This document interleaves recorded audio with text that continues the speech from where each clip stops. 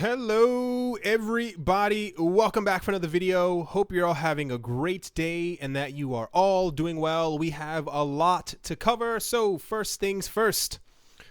Ripple has added 3 cryptocurrency exchanges to its cross-border payments settlements product, according to a press release that was published on the 16th of August.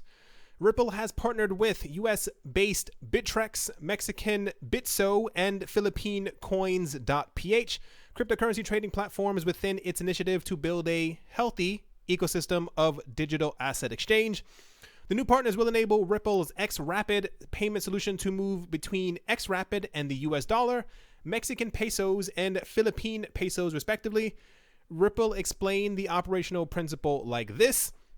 They said, a financial institution or an FI that has an account with Bittrex will initiate a payment in US dollars via xRapid, which instantly converts into XRP on Bittrex. The payment amount in XRP is settled over the XRP ledger. Then Bitso, through its Mexican peso liquidity pool, instantly converts the XRP into fiat, which is then settled into the destination bank account, end quote. This is incredibly important. I'm going to try and touch on a couple of things that people have been asking over the last couple of weeks, I want to say. I think a lot of new people are in this space or are trying to figure out exactly why people are going to be using XRP and or xRapid, or what the point of xRapid is. One of the main things that a lot of people have been asking, if banks or institutions are using xRapid, will that mean that they are using XRP? Yes, they will be using XRP as they are using it through xRapid.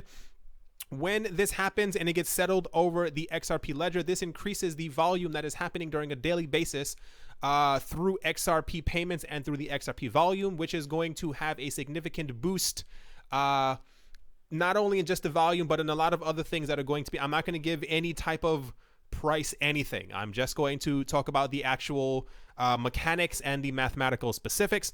But yes, this is going to raise the volume a lot higher than it already is now, especially because Ripple has started to throw out more news about their current partnerships and or future partnerships and other people and organizations that are going to be using xRapid and XRP as well. It says XRP is a liquidity solution for Ripple's blockchain-based real-time gross settlement system, which is developed to facilitate international fiat transfers between financial institutions. Ripple chief market strategist Corey Johnson said, and I quote, "We've seen several successful xRapid pilots already, and as we move the product from beta to production later this year, these exchange partners will allow us to provide financial instruments with the comfort and assurance that their payments will move seamlessly between different currencies," end quote. In May, financial institutions who participated in the pilot of xRapid's platform, which tested payments between the US and Mexico, reported transaction savings of 40 to 70%. Additionally, the participants noted an improvement in transaction speed from 2 to 3 days to just over 2 minutes. Although the testing showed solid product performance, Ripple chief cryptographer David Schwartz claimed that banks are unlikely to deploy blockchain to process international payments, citing low scalability and privacy issues. And this is one of the other reasons why a lot of people are so bullish on the Ripple team and also on XRP. A lot of people have been saying, what's the point of XRP or xRapid if banks can create their own blockchain? What's happening is that we've entered a point where people didn't take blockchain seriously for so long that they are just now trying to develop their own solutions. But the fact is that the solutions that they are looking for already exist. So by them not using what we already have, they're going to be left behind, especially as a number of other banks and institutions around the world have already announced that they are going to be using xRapid. So xRapid has not launched yet, but this is apparently going to happen sometime this year. Brad Garlinghouse, who is the CEO of Ripple, has announced that when xRapid does officially launch sometime this year, that he expects, I believe, I can't remember the exact number. I want to say he said dozens, but I think it's something like over 12 banks around the world are going to be using xRapid, which I hope you understand the significance of. As they will be using xRapid, they will be using XRP, the token. When banks around the world are using XRP, the token, at least for even 1% of their transactions, and this is, he said, at least 12 will be using them. The XRP volume daily, just from not even exchanges or people sending it back and forth, is expected to hit into the high billions, which is very, very significant. On the same exact topic, once again, I know I keep saying September, but everything it's a bit too obvious now. I think everyone's trying to kind of do the exact same thing at the exact same time. Exodus Wallet has announced, I believe today or last night, that they have finally added support for XRP. This is great to improve liquidity and volume in the market. It is also significant if you are or have your XRP on any crypto exchange that you would like to take it off of. Exodus is a desktop wallet, one of the best. It's most beautiful. They have updates, I mean, honestly, like every week or something like that on there, and they continuously improve on the platform. So if you are wary of having your XRP on certain exchanges, I heavily recommend Exodus if you are looking for a solution to be able to hold your XRP on your own desktop in order to have it away from potential prying eyes or anyone else who may be trying to covet your goods. On the same exact topic, Ripple released something on their blog yesterday where they talked about the xRapid being brought to new exchanges, and this was actually found yesterday, if I'm not mistaken, by Alex Cobb, who has an XRP centric focus centric channel, whatever. Anyway, it's focused on XRP, and I didn't really realize it until he was actually reading through it, and it kind of mimics exactly what this article kind of says as well. A lot of people have been speculating, when is XRP finally going to get launched? A lot of people thought that it would happen at the beginning of this year. I think xRapid has been pushed back on purpose because if you remember, around January, February, March, we had a lot of incredibly ridiculous news, not only for XRP, but for just about all of the top 10 coins. And the prices continue to go down. So I feel like, at least me, I think they've been revving up their engines, the same exact thing with the team behind Ethereum and Bitcoin. So I feel like when xRapid does finally launch, it'll be at the start of a bull market. It's kind of just how I feel. We had speculation as well that it was going to launch sometime this summer, but I feel like, I want to say potentially before the end of even Q3, that is like October 1st or something like that. But this is also going to be very good news. A lot of people have been, I see a lot less of these comments now. I really applaud you for having done your own research. A lot of people kept on asking or saying, no one's using XRP, the volume is really low, no one's going to use xRapid. xRapid hasn't actually been turned on yet, and now we have official word from Ripple and a lot of their other partners, especially SBI, that they are definitely going to be using xRapid. So we at least have confirmed, I think at least 3 or 4 banks around the world that have been confirmed that we know that are going to be using xRapid and therefore XRP. So it is going to be very exciting times ahead. And this also kind of blends into, you kind of think it's random, but then you realize everything is kind of coordinated. Bittrex, it was less than 10 days ago, they announced fiat support for Ethereum Classic and XRP on their platform. So I guess it kind of all lines up. Sorry.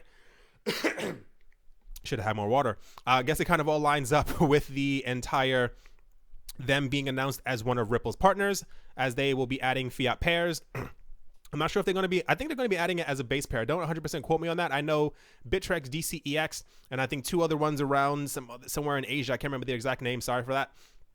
They've all announced that they're going to be adding XRP as their base pair, which is going to be absolutely ridiculous if you have hundreds of millions, if not billions of dollars flowing through your exchange every single day, allowing XRP to completely shine. And this, if you were wondering earlier today, why the value of XRP has shot up, or why it is up around 7.78%, I think a bit earlier it was up around 6%. So it's constantly been going up the last couple of hours. It is mainly because of all of this news. A lot of people are very bullish. A lot of people are waiting for the XRP doesn't move. We've known this for the past 2 days. 2 years. XRP does not move on hype alone. XRP moves on actual utility. So when we have confirmation that the utility is going to happen, and that we have banks and institutions who are definitely going to be using XRP in their everyday life, this is incredibly significant. And I assume at some point the price will probably go even crazier as xRapid actually gets turned on, and we finally have this mythical bull run that we've been promised for quite some time. Next up, Bitcoin privacy is in the news, not to be confused with Bitcoin private to coin. Bitcoin's privacy is pretty abysmal. After all, what else can you say when anyone in the world can look up any transaction using a web explorer? For a bit of a history lesson for those who do not know, when Bitcoin was first really getting into the beginning of the tiniest bit into the mainstream around 2012, it was touted as this coin that no one could track. It was completely private. It had low transactions. I think even at that time they were saying that it was free transactions, and then they quickly changed that on a couple of the websites to say that I think the transactions were around a couple of cents. Over the years, Bitcoin has grown up and changed quite a bit, and it's around, I want to say Bitcoin is around 16, 17 years old. It's kind of awkward. But one of the things that has peeved a lot of people is that Bitcoin is not as private. We even had news 6-7 days ago that government agencies have said that they want criminals to use Bitcoin because it's easy to track and they know exactly where it's going. All they have to do is find a way to match the IP address to the transaction, and they know exactly who is dealing drugs or has bought something or whatever the case might be. Continuing on. But while that's the case today, developers have been trying to fix this or at least improve it over time. One of Bitcoin's most famous developers, Greg Maxwell, even aroused quite a bit of interest when he proposed something called Taproot back in January. Far from providing full Bitcoin privacy, Taproot's code offers a way to make all transactions on the blockchain look the same to outsiders. Still, chatter about the proposal has arguably faded as other projects caught the community's eye and Bitcoin's price tumbled. Among those who haven't forgotten about the proposal, though, are Bitcoin's developers, as plenty of toiling has been going on behind the scenes.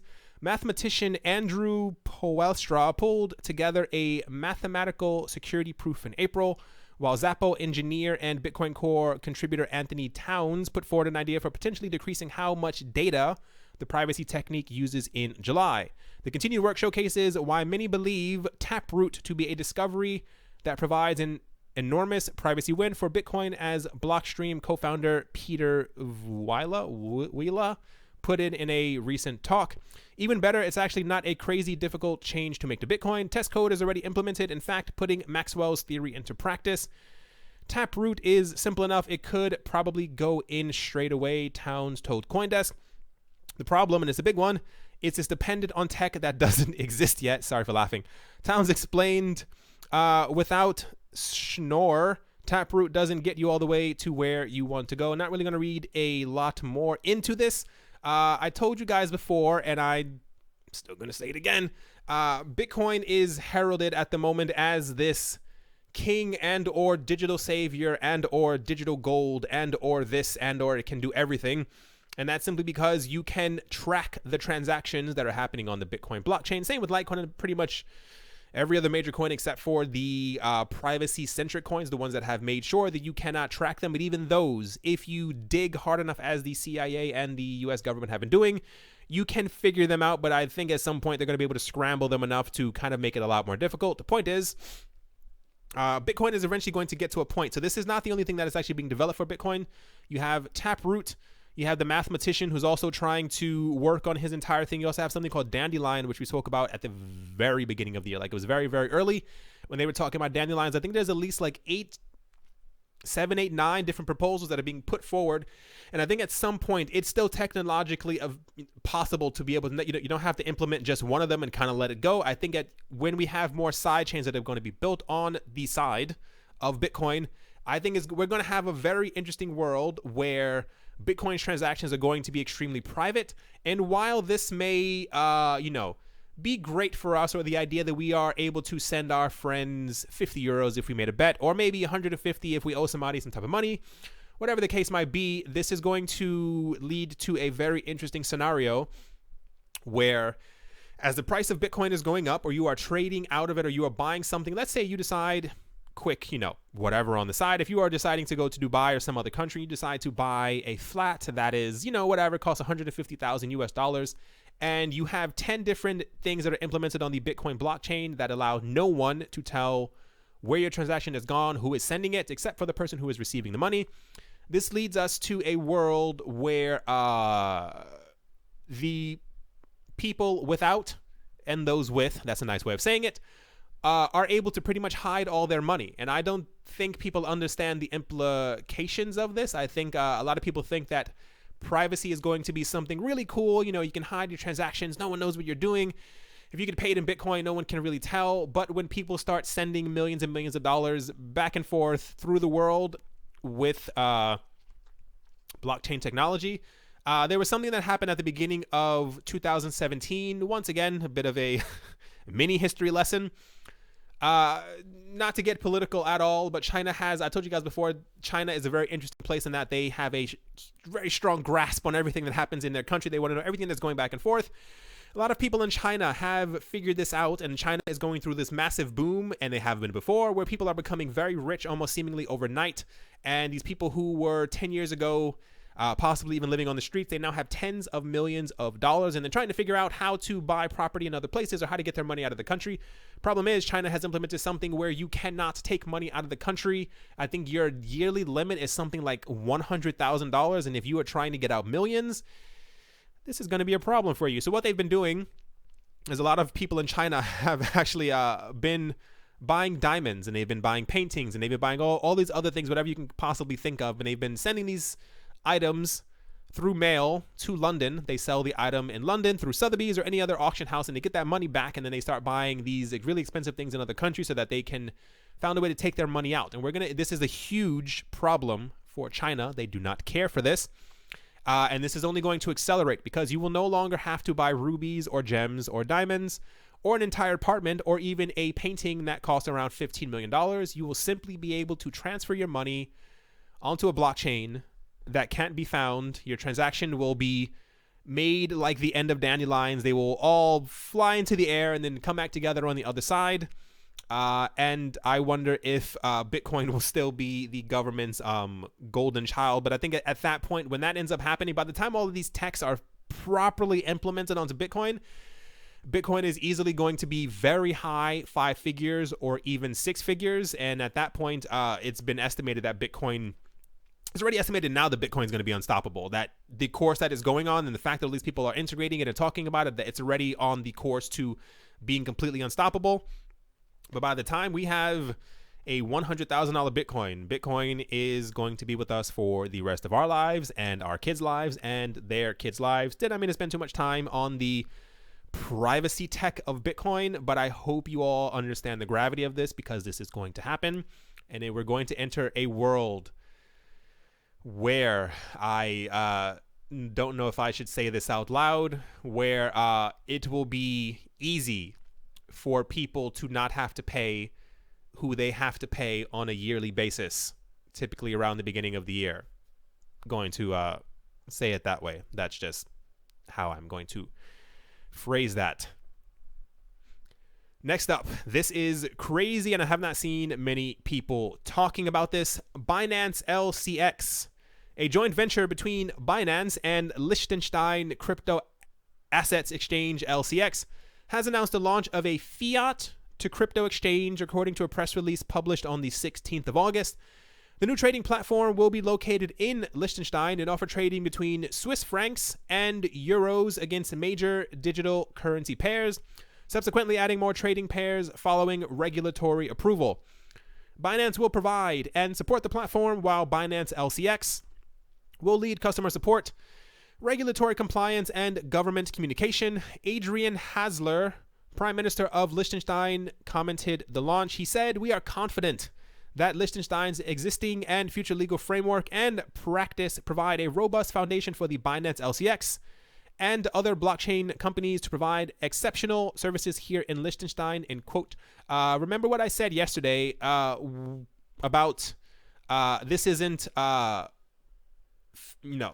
this is not coordinated. Everything that's happening right now, when you have the Prime Minister of Liechtenstein, which is a fairly well-off country, talking about that they're happy about these exchanges launching in their country, and they're going to do everything in their power to make sure that they have a nice foundation and all these other things.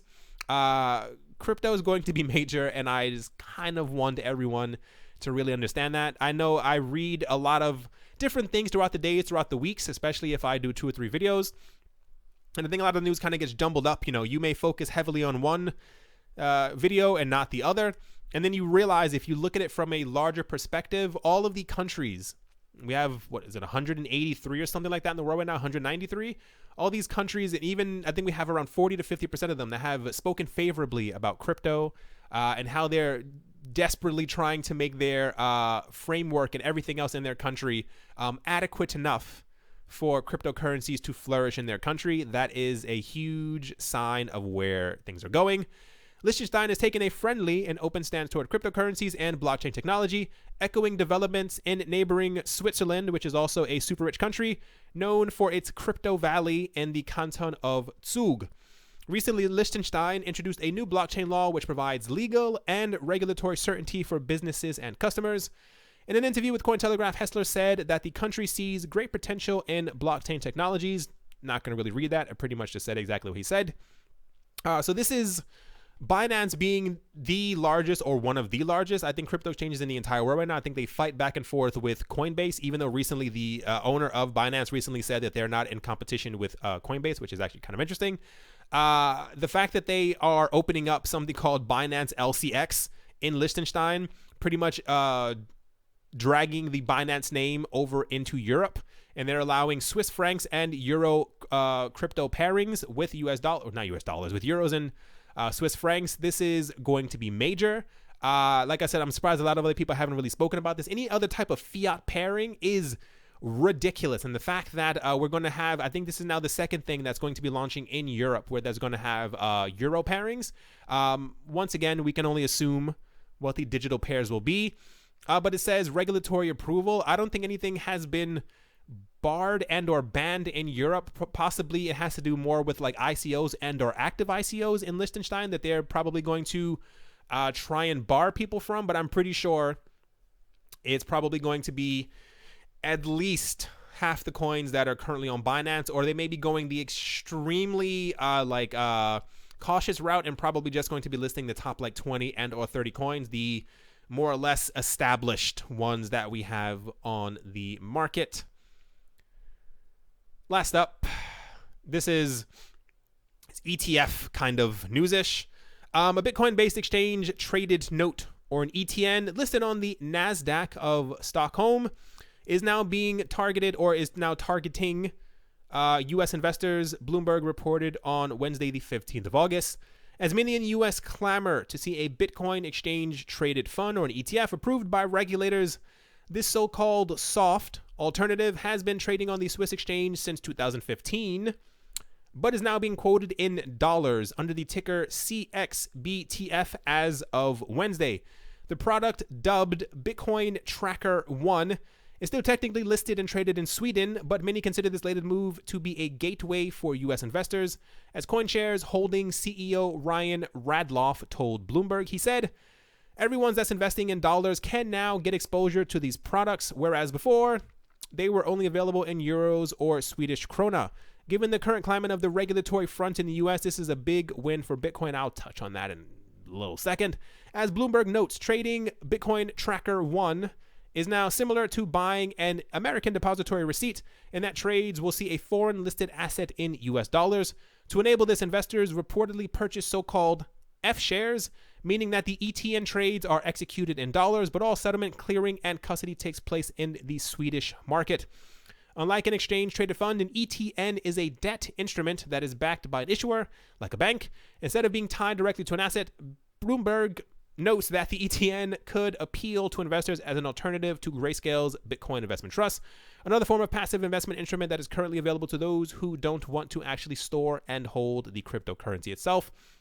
I think this is more of a, when you step on, like when you walk into a room and you step on someone's shoe and then you kind of don't say sorry. The fact that the Bitcoin ETF in America is taking so long and has taken so long, I think this is the first, that I have in my memory. I think we're going to see a lot of other countries coming forward in the next couple of weeks. If the Bitcoin ETF is rejected in September 30th, when the SEC is going to give their magical opinion or whatever, I think we're going to see a lot more countries who are going to be denominating their ETFs and or ETNs in US dollars in order to get their money flowing into it. I told you guys before, if the US doesn't get with it, one can only assume, as they are currently the strongest country in the entire world and or richest, that they probably know what they're doing, but I feel like there are so many wasted opportunities. But as of now, there are definitely other countries who are trying to take money from the pot that the U.S. government is kind of just letting sit there while other people dig their grubby fingers into it. Anyway, that is definitely going to do it for this video. There's a lot going on in the cryptocurrency space. Usually the weekends tend to be kind of slow, so let's see if we have a slow drip of news over the weekend. Hope you guys enjoyed. Hope you guys are having or have had a great day, morning, afternoon, and or evening. I hope you guys enjoy your evening. I was going to say weekend. It's not even the weekend yet. Why do I keep talking about the weekend? Anyway, thank you once again for watching and or listening, and I will talk to you all soon. See you.